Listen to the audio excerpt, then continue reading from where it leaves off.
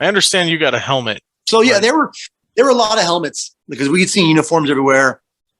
There were a lot of chances to get helmets. I just wanted to get some more war memorabilia, like some more trophies.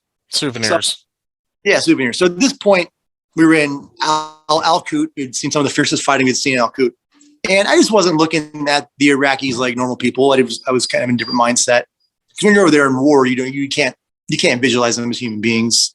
Now I look back and I'm like, oh, some of that shit was kind of fun. But when you're over there, you visualize the enemy as not human in a way, and you have to do that. We're not psychopath murderers. We don't kill people. You got to picture them as not human. Yeah, that's something that a lot of people don't take into account, is that in order to do stuff like that, you have to be able to dehumanize the enemy. And I've reflected a lot on some of the things that we did. If you were not able to dehumanize them, there's no way you could do it, or at least most people. It's pretty impactful. Even like now, I don't dwell on it a lot, but I also don't drink a lot, because if I drink, then I start to dwell on it. I think about it a lot more deeply. Some of the things that we had to do over there were pretty horrific by most people's standards. Yeah. And you think about it, every war, they have a bad nickname for the enemy. Vietnam, World War II, everything. They nickname the enemy something, so we don't see them as humans. It serves a purpose. People might say, that's a terrible thing, you shouldn't do that. But the fact of the matter is, they're probably going to kill you before you kill them if you can't pull the trigger.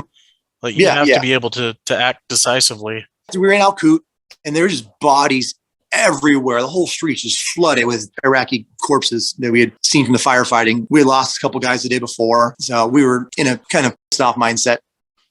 So I see this Iraqi Republican Guard officer dead on the ground. I think he was the captain. Somebody told me. I took his rank off his collar, and I have his rank. I have a uniform with his rank in the garage, actually. But the other thing I noticed was like, oh, I want his helmet. And my buddies are like, why do you want his helmet? It's full of matter. I was like, dude, the helmet. Like, there's clean helmets. I'm like, I don't want a clean helmet. I want his helmet. They're like, why? I'm like, I just want war memorabilia to remember some shit by. And there's a reporter that had been with us a lot of times.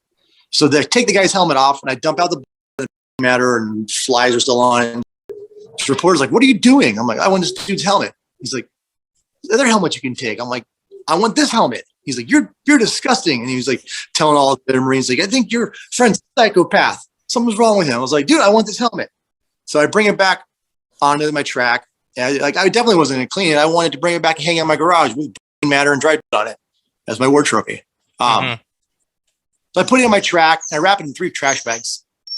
But it stinks. Like the matter, there's flies all over the bag.